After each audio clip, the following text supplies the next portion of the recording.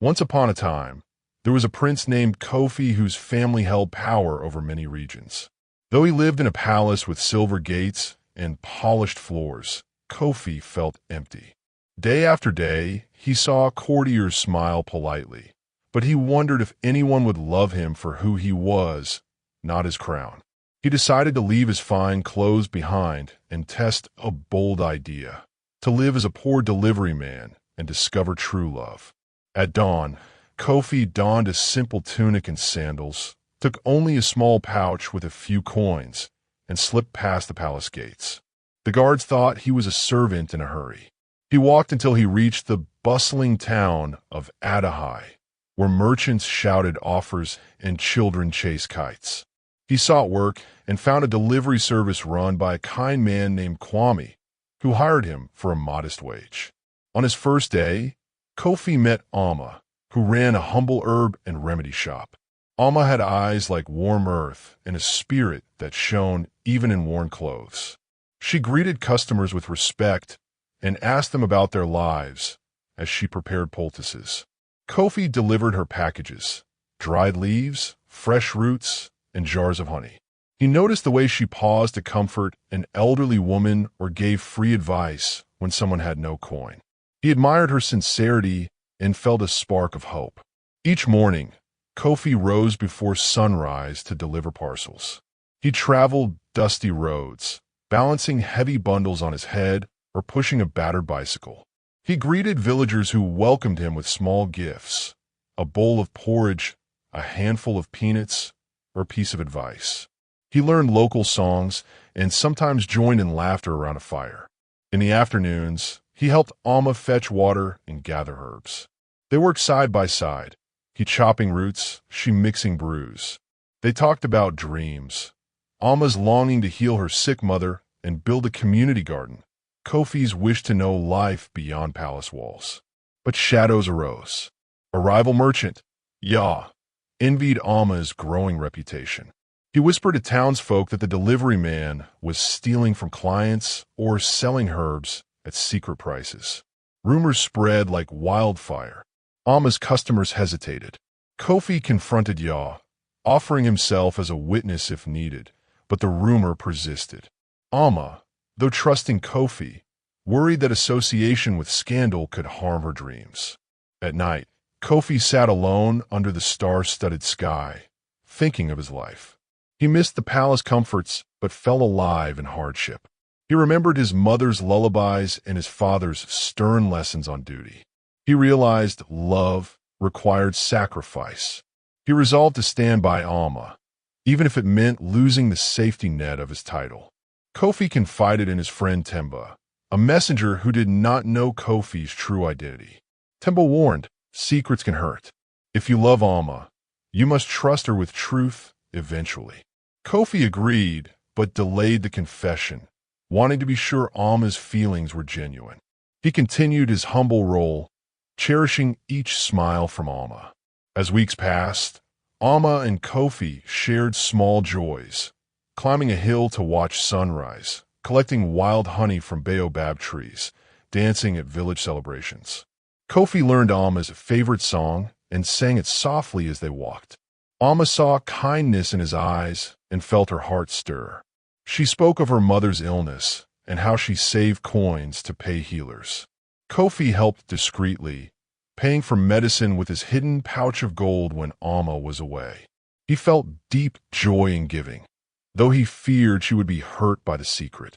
One day, messengers arrived with invites. Alma was to present her remedies at the royal festival in the capital. Kofi's heart soared. He knew this could change her life. He said, "Go with confidence. I will cheer you on." Alma beamed, but worried about travel costs. Kofi offered to help cover expenses anonymously. She thanked him, unaware that he was a prince and could grant her wishes openly. At the festival, Alma's stall attracted many. Royals and commoners alike praised her wisdom and honesty. The queen herself tasted Alma's remedies and saw her passion. She decided to support Alma's dream of a community school and garden. Alma stood tall, grateful and proud.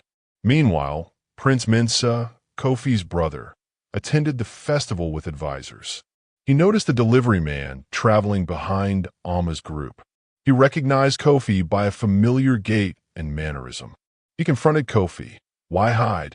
The palace waits."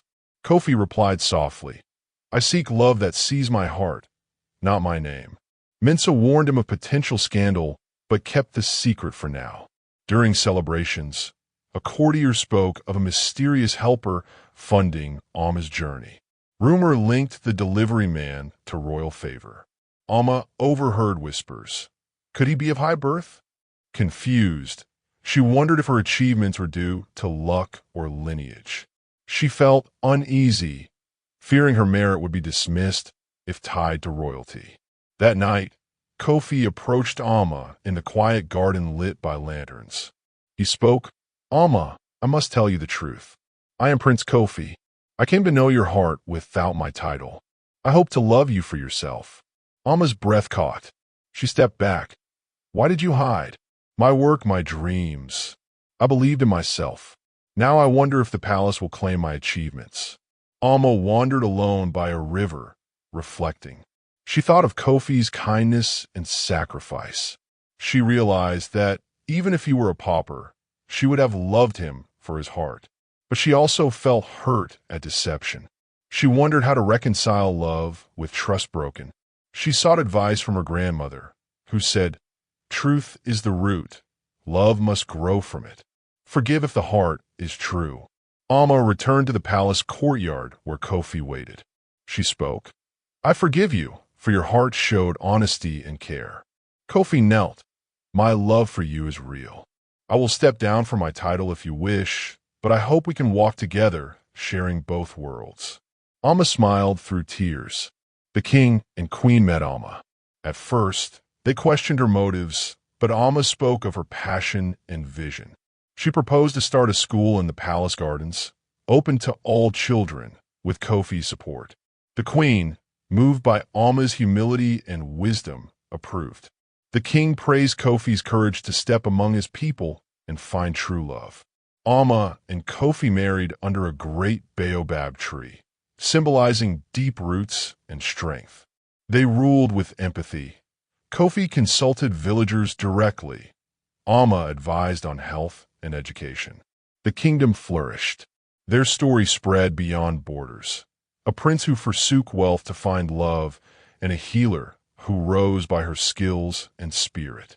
Their tale became a lesson that true love sees beyond status, that humility can build bridges, and that honesty roots love and trust.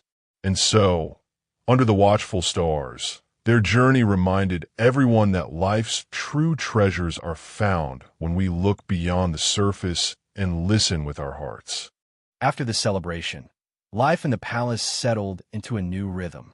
Amma and Kofi faced daily duties, meetings with advisors, visits to villages, and planning the school and garden. Yet, they never forgot the simple joys that brought them together. At dawn, Kofi often slipped from the royal chambers to join Amma in the garden. They worked side by side, planting seeds and drawing plans for classrooms. Villagers came with ideas: where to build benches, which crops to grow for fresh meals. Amma's gentle smile and Kofi's listening ear made people speak freely. They felt seen, but not everyone was pleased. Some nobles whispered that the prince spent too much time among commoners. They feared change. A distant cousin, Lord Badu, watched Amma's influence with cold eyes. He thought the prince should follow tradition, marry a noble woman, and focus on politics, not gardens and remedies. One afternoon, Lord Badu called on Kofi.